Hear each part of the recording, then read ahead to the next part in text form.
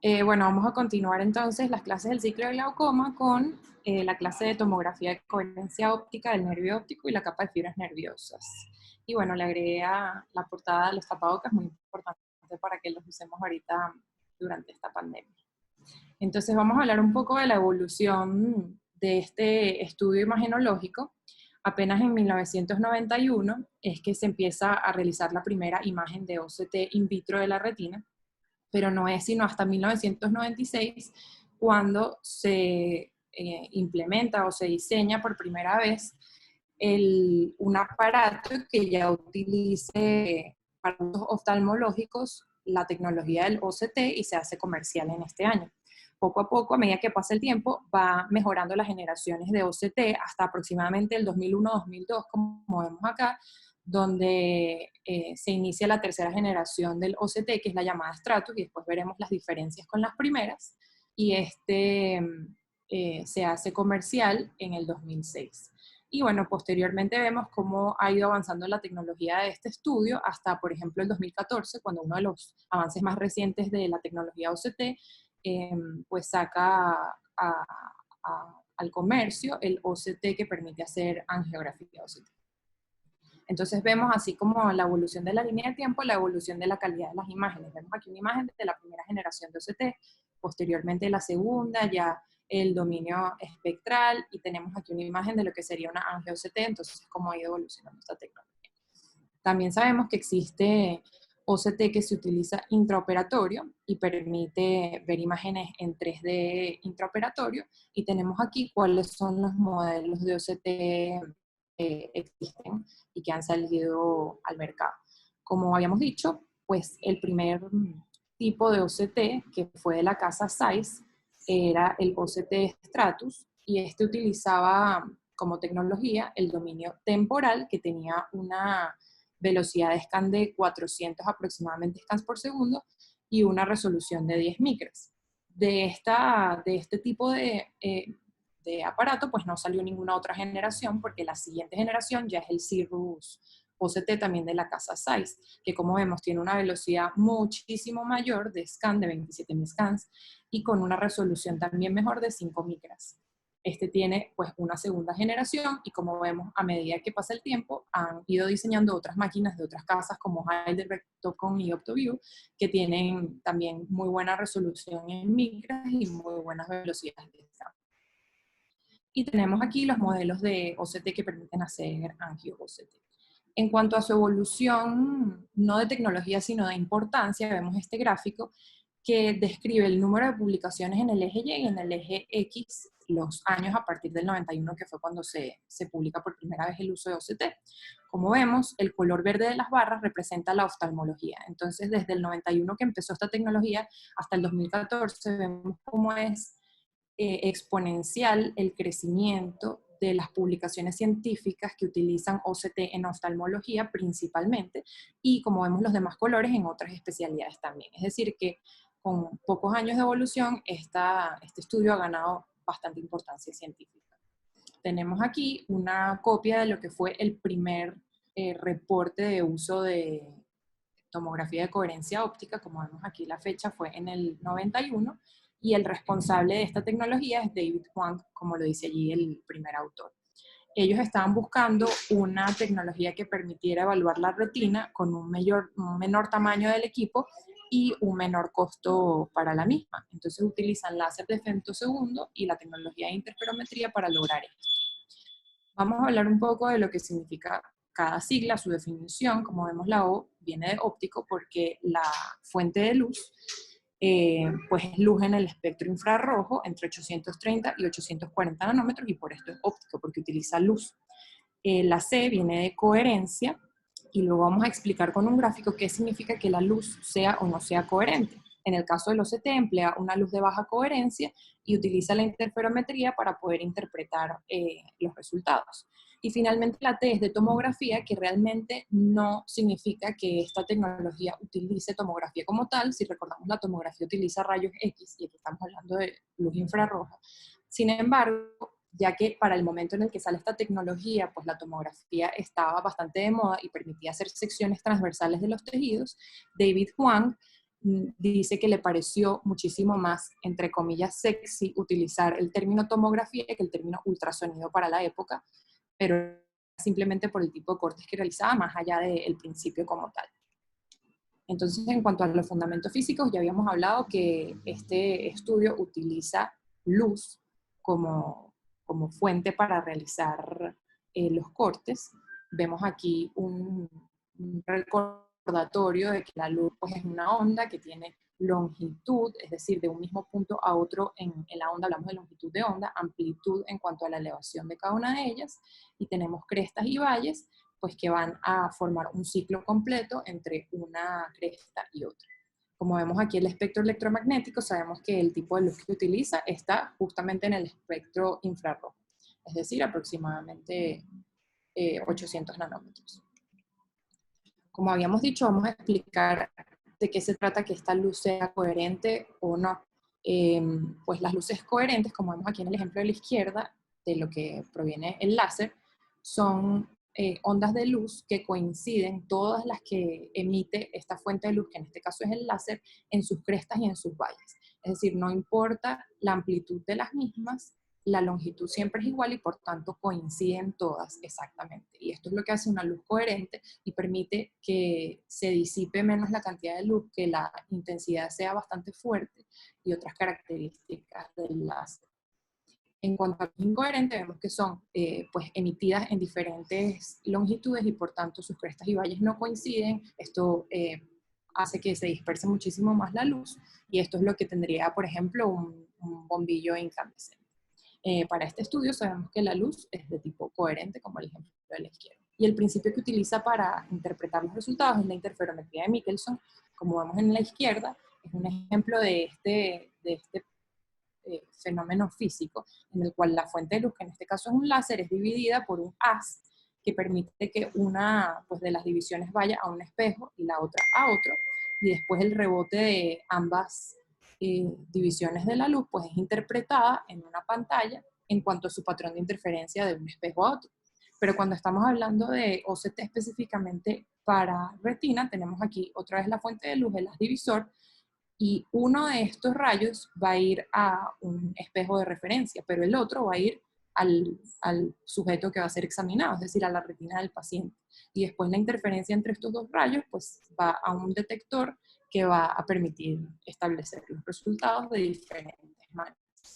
El primer mecanismo que se utilizó para interpretar estos resultados fue el dominio temporal, como habíamos dicho, en el cual la fuente de luz, como ya dijimos, pues se divide esta, y una de las divisiones va a ir al objeto que se está estudiando, pero la otra va a ir a un espejo de referencia. Y este espejo de referencia es móvil, es decir, se va a ir moviendo a las distintas distancias de donde está, por ejemplo, el tejido de la retina, y gracias a esto va a permitir interpretar los resultados. Sin embargo, toma muchísimo más tiempo, ya que hay que ir moviendo el espejo de referencia poco a poco para poder interpretar la interferencia con respecto al tejido que está siendo examinado. A diferencia, el dominio espectral, tenemos que pues, la misma fuente de luz divide su haz. Uno de los haces va al objeto de examinación, pero el otro va a un espejo de referencia que esta vez está estático, es decir, no realizar ningún tipo de movimientos. Y entonces los patrones de interferencia van a ser analizados por un espectrómetro que los realiza todos a la vez. Es decir, no hay que esperar que el espejo se esté moviendo y por tanto es muchísimo más rápido. Y esta es la tecnología, como vimos en el cuadro de los tipos de OCT que existen, que pues se mantuvo en el tiempo una vez que surgió. Para la espectrofotometría, pues se utiliza una fórmula física que es la transformación de Fourier, que permite convertir esos patrones de interferencia. Necesito el clic para podérselas mostrar. Pues permite convertir esos patrones de interferencia en distintos cortes que van a ser interpretados pues, como el tejido retinal. Uy, pero el video no está corto.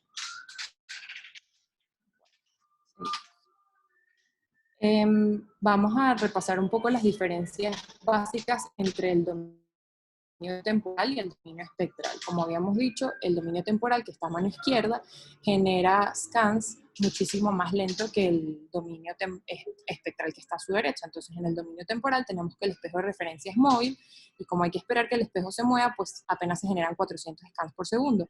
Mientras que en el dominio espectral, a su derecha, tenemos que el espejo de referencia está fijo, el espectrofotómetro realiza toda la interpretación y se realizan hasta 26.000 scans por segundo. Esto hace que la resolución del dominio temporal sea muchísimo menor, apenas de 10 micras, mientras que la resolución del dominio espectral es bastante precisa, de 5 micras.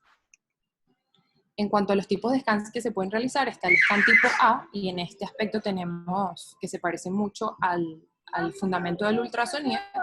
El A-scan se dirige en el mismo sentido del eje óptico y realiza un corte, como vemos aquí, en el eje Z. Y disculpen que Alessandra está llorando. Ok, tenemos el B-scan, que simplemente hace una sumatoria de muchos A-scans y realiza un barrido en el eje de las X, es decir, horizontalmente. Y finalmente tenemos el scan T, que realiza también un barrido, pero en el sentido de las Y, es decir, en el sentido vertical. Tenemos aquí cómo entran los rayos, cómo el rebote es interpretado como distintas pues longitudes de onda, que después van a ser analizadas por su interferencia. Y tenemos aquí una imagen de cómo sería, por ejemplo, en el A-scan interpretada cada una de las reflectividades de la retina, y en su sumatoria nos dan el B-scan, que es el que tenemos acá. Finalmente el C-scan, como habíamos dicho, es un corte vertical y permite simplemente un corte coronal del tejido. Pues la resolución del OCT es bastante precisa, como habíamos dicho, y como vemos en la foto de la izquierda tenemos la imagen histológica de la retina, y en la de la derecha la imagen del OCT, que es bastante parecida. Es decir, que es un estudio que nos permite una resolución prácticamente histológica del tejido. Las ventajas es que no es invasivo, no amerita contacto, tiene alta resolución, es prácticamente como una biopsia, pero en vivo, y la imagen que nos proporciona también puede ser 3D, ya que se alinean los cortes de scan. ¿Cómo se obtiene el estudio? Pues para obtener el estudio primero debemos posicionar al paciente. Nene, estoy dando una clase, por favor, permiso. Ya voy. Ok, entonces para el posicionamiento del paciente, pues amerita la colaboración del mismo. En el caso del Cirrus HD OCT, tenemos que el diámetro pupilar mínimo es de 2 milímetros, es decir, no necesita dilatación de la pupila. Hay un punto de fijación interno para que el paciente pues, se mantenga siempre fijando, y hay que ajustar la altura de la mesa pues, para que el paciente y el examinador estén cómodos. Aquí vemos más o menos cómo es la cara del paciente a mano izquierda y la cara del examinador a mano derecha. Las tomas que realiza, pues del cubo macular, existen dos tipos, de 512 por 128, y esto depende de la cantidad de A y B scans que realiza. Aquí tenemos la cantidad de A scans, que es de aproximadamente 512, versus los 128 cortes horizontales que hace, y por tanto la mejor resolución que nos da este cubo es de izquierda a derecha, mientras que el cubo de 200 por 200 genera 200 A scans, y cada uno de estos permite hacer 200 cortes horizontales, por lo que nos da una mejor resolución de arriba hacia abajo. En cuanto al cubo del disco óptico, pues también tenemos que es 200 por 200 scans. El cubo mide 6 por 6 milímetros y realiza además scans concéntricos que nos permiten evaluar pues, parámetros del nervio óptico muy específicos. El OCT es una tecnología muy versátil, permite análisis del segmento anterior y del posterior, pero en este momento vamos a hablar de su utilidad en glaucoma. Ok. Entonces, pues sabemos que para evaluar el nervio óptico y la capa de fibras nerviosas en glaucoma, tenemos pues una evaluación funcional que nos permite determinar el daño en el campo visual, y para esto tenemos el campo visual. Sin embargo, hay que hacer también un análisis estructural del daño, y este análisis se puede hacer mediante la observación clínica, mediante fotos o mediante el OCT, que es lo que vamos a explicar ahora. Entonces, para el estudio del nervio óptico tenemos pues la evaluación de nervio óptico y capa de fibras nerviosas que nos da el OCT, como vemos en este mapa. Hay muchísimos elementos a desglosar, entonces vamos a ir uno por uno. Alexandra, déjame ver mi clase. Vamos a evaluar uno por uno para que pues, podamos tener una idea más específica del... Ok, denme un permisito para calmar a Alexandra. Entonces seguimos. Vamos a ir parámetro por parámetro de la evaluación. Entonces, lo primero que vamos a evaluar es la capa de fibras nerviosas, y para esto tenemos varios elementos. El primer elemento es el mapa de grosor de la capa de fibras nerviosas, y este nos proporciona para cada ojo una imagen esquematizada que tiene una escala de colores asociado a micras. Como vemos en el lado izquierdo de cada imagen, están pues las micras de 0 a 350, y los colores cálidos van a estar asociados a un mayor número de micras, mientras que los colores fríos van a estar asociados a un menor número de micras. Entonces, cuando vemos los colores cálidos, vemos un grosor elevado de fibras nerviosas, mientras en los colores fríos pues, es disminuido. Seguidamente, para la evaluación de capa de fibras nerviosas tenemos el mapa de grosor de desviación, en el cual pues estas mediciones se van a realizar en un círculo que tiene 3.46 milímetros de diámetro dentro del cubo que estábamos examinando. Y va a mostrar de color amarillo estos defectos de capa de fibras nerviosas que están presentes en menos del 5% de la población, es decir, que no son frecuentes, es decir, que son patológicos. Y en rojo nos va a mostrar los que están presentes en menos del 1% de la población, aún más patológicos todavía. Entonces vemos que es una imagen que se superpone a la imagen del nervio óptico en el fondo de ojo y nos muestra de color lo que pues ya vimos son los defectos. Seguidamente tenemos las gráficas. La primera que nos muestran es la gráfica de distribución de temporal superior, nasal, inferior y nuevamente temporal. Siempre sigue ese orden del grosor de la capa de fibras nerviosas. La línea negra va a ser correspondiente a los datos del paciente. Es continua para el ojo derecho y pues punteada para el ojo izquierdo. Y el gráfico presenta una banda verde que corresponde al 95, del 95 al 5% de la población, una banda amarilla del 5 al 1 y una banda roja de menos del 1. Entonces, una vez que la línea negra está dibujada de temporal a temporal, pues podemos ver en qué banda, si es verde, amarillo o rojo, cae cada uno de los cuadrantes por su grosor en la capa de fibras nerviosas. Los picos, como vemos aquí en este gráfico, corresponden justamente a pues el cuadrante superior y el cuadrante inferior, que es donde sabemos que la capa de fibras nerviosas es más gruesa. Tenemos unas siguientes gráficas de distribución que son en forma de tortas. La primera que se nos presenta es una distribución por cuadrante, superior, nasal, inferior y temporal, y tenemos aquí lo que representa cada color en la distribución de normales. Como habíamos dicho, verde del 95 al 5, amarillo del 5 al 1, rojo menos del 1%. Cuando es blanco es más del 95%, y cuando está en gris es porque no pudo ser comparado con la base de datos que está preexistente en el OCT. Y finalmente una gráfica de distribución también en forma de tortas que está representada por sector horario, es decir, 30 grados de evaluación de la capa de fibras nerviosas y nos pone los mismos colores. Eso fue en cuanto a la capa de fibras nerviosas. Ahora vamos a ver en cuanto a la estructura del nervio óptico como tal. Entonces tenemos esta tabla pues que nos habla del grosor de la capa de fibras nerviosas y de su simetría, que esto sería hablando de capa de fibras, pero después todos los parámetros que presentan en esta tabla nos habla de la estructura del nervio óptico. Y en ellos tenemos el área del rodete, el área del disco, pues el coeficiente de copa-disco en promedio, el coeficiente de copa-disco vertical y el volumen total de la copa. De la misma manera, los colores están representados por distribución de normales, como ya lo habíamos dicho anteriormente. Hay otra gráfica de distribución que en este caso se refiere al grosor no de la capa de fibras, sino del rodete neuroretiniano y por tanto está dentro de la estructura del nervio óptico y se interpreta de la misma manera que la gráfica de distribución de la capa de fibras nerviosas. ¿Cómo logra el OCT o el software del mismo determinar estos valores cuantitativos tan exactos de la estructura del nervio óptico? Y lo hace gracias a estos tomogramas que tenemos del lado izquierdo y del lado derecho en la parte inferior del estudio. Yo normalmente no hacía tanto caso a estos puntos, pero ahorita que estuve leyendo, pues me di cuenta que es bastante preciso y ellos delimitan el borde del disco con el final de la membrana de Bruch, que es justo donde tenemos aquí en la línea negra la membrana de Bruch, y este punto es donde ella termina. Y allí es donde el OCT determina el límite del disco.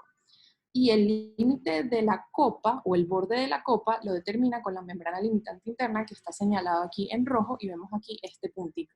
Entonces es bastante preciso en todos los puntos del nervio óptico y en 3D porque hace corte horizontal y corte vertical del mismo. Para determinar el grosor del rodete, él simplemente busca la distancia más pequeña que hay entre estos dos puntos, es decir, entre el borde del disco y el borde de la copa, y así determina el grosor exacto del rodete. Aquí podemos verlo, lo que les estoy explicando, pero en una foto un poquito más grande, un poquito más detallada. Entonces, para él poder determinar estos bordes tan precisos que salen en el mapa de desviación, vemos que la línea negra se corresponde con el borde del disco, que es esta misma línea negra del tomograma, es decir, el final de la membrana de Bruch. Y el borde de la copa, que es el rojo, es el final de la membrana limitante interna aquí cuando ya entra hacia la excavación, pues hacia el disco. Y la diferencia o el grosor, esta mínima distancia que existe aquí, es justamente el grosor del rodete. Otro de los estudios que podemos realizar de nervio óptico en el OCT es el análisis de progresión guiada, y esto es un análisis que es comparativo en el tiempo con varios estudios del mismo paciente. Esta tecnología está disponible en el Cirrus OCT apenas desde el 2009, es decir, es relativamente reciente. Y él va a comparar clústeres o grupos individuales de scans A en cada lugar de la capa de fibras nerviosas, y si esto supera la variabilidad test-retest que es considerada normal, porque entre un test y otro puede haber cierta variabilidad normal, pues va a aparecer en amarillo en el primer estudio. Y si esta variabilidad se mantiene constante por 3 estudios consecutivos, entonces él lo pinta de rojo. Y aquí vemos cómo los cuadritos están pintados de rojo en este examen 4, que ya para ellos es considerado pues, una variabilidad significativa en el grosor de la capa de fibras. Y finalmente tenemos el OCT de mácula, que nos permite, en cuanto a la evaluación de glaucoma, pues hacer un análisis de la capa de células ganglionares. Este va a estar centrado en la fobia, a diferencia de los que habíamos hablado anteriormente, que delimitan un círculo de 3.4 milímetros de diámetro centrado en el nervio óptico.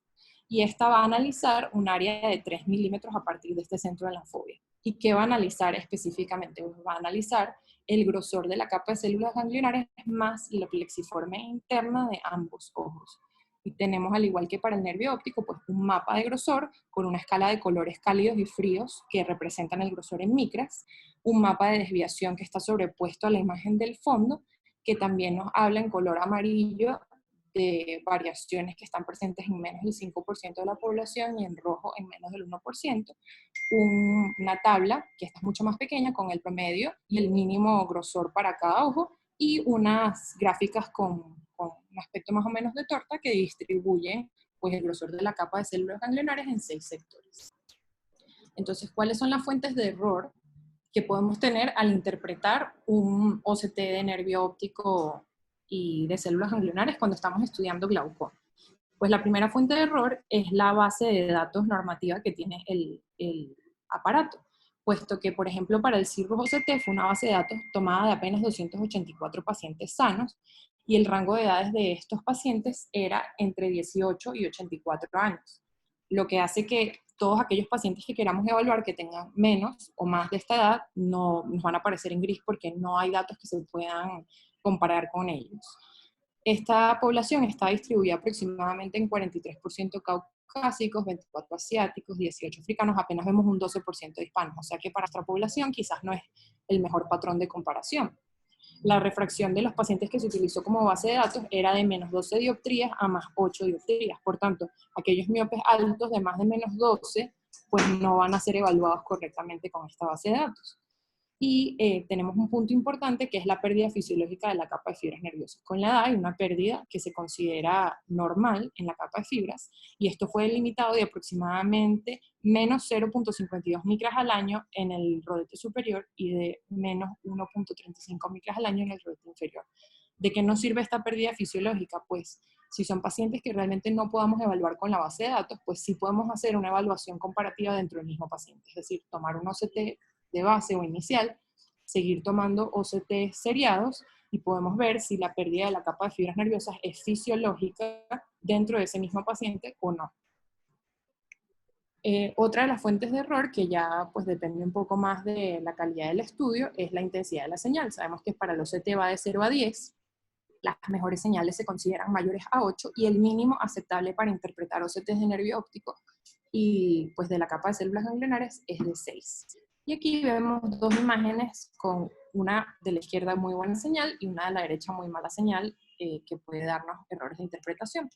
Otra fuente de error ya dependiente del paciente pues es el parpadeo y los movimientos involuntarios del ojo. Tenemos aquí como un defecto de parpadeo genera este artefacto de color negro que va a ser interpretado en el mapa de desviación como una ausencia o está totalmente en rojo de la capa de fibras nerviosas, que realmente no es real. Y a mano derecha tenemos lo que haría un movimiento involuntario en el ojo, pues que va a generar que los cortes A y los cortes B no estén del todo alineados y por tanto no es confiable la interpretación. También hay errores de segmentación, que son errores ya dependientes del equipo, en los que se acuerdan que habíamos dicho que los tomogramas son esenciales para determinar el límite del nervio óptico y de la copa, pues no están alineados exactamente con la capa de fibras nerviosas y con la membrana de Bruch por defectos del equipo o defectos en la toma de la imagen. Y vemos aquí entonces cómo genera una falsa imagen en el mapa de desviación y en el del grosor. También vemos en estos pues, cuadros del centro que realmente el nervio óptico no está centrado del todo en el cubo, y eso también hace que la interpretación del grosor de la capa de fibras nerviosas por sectores sea errada, ya que no estamos evaluando exactamente igual, por ejemplo, en este caso, el sector temporal, que es el sector nasal. Y otro error de segmentación que tenemos a mano derecha sería en la delimitación de la capa de células ganglionares, pues si no está bien delimitada, el grosor de la misma no va a ser fidedigno. Y otra de las fuentes de error muy frecuentes es la opacidad de medios, que puede venir dada por ejemplo, cataratas o también incluso floaters que se interpongan justo en el momento de hacer la medición en el cubo que se está midiendo de nervio óptico. Si vemos este tipo de errores de medición, como por ejemplo aquí al extremo del cubo, quizás no son tan determinantes en el grosor de la capa, porque ya habíamos dicho que el diámetro que utiliza para medirlos es de apenas 3, que sería como por acá. Pero para este mapa sí es relevante en cuanto a la distribución de colores, porque claro, pues nos pone negro como si fuera 0 micras y realmente es simplemente una opacidad que se interpuso. Ahora, ¿qué utilidad tiene el OCT en glaucoma? Entonces tenemos que tiene tres principales utilidades. La primera y la más conocida es en el diagnóstico de esta enfermedad. Tenemos que el mejor parámetro para diagnosticar glaucoma, y esto ha sido comprobado, es el grosor de la capa de fibras nerviosas. Específicamente es mejor en glaucomas preperimétricos y en miopes altos, ya que en miopes altos sabemos que pues la retina está adelgazada, por tanto el complejo de células ganglionares quizás no es tan fidedigno, y los cambios estructurales del nervio óptico propio de los miopes tampoco lo hacen muy fidedigno. Entonces la capa de fibras es el mejor parámetro a utilizar. También tenemos los parámetros estructurales del nervio óptico, que ya habíamos hablado de ellos, que generalmente adquieren mayor valor en glaucomas avanzados. Y el complejo de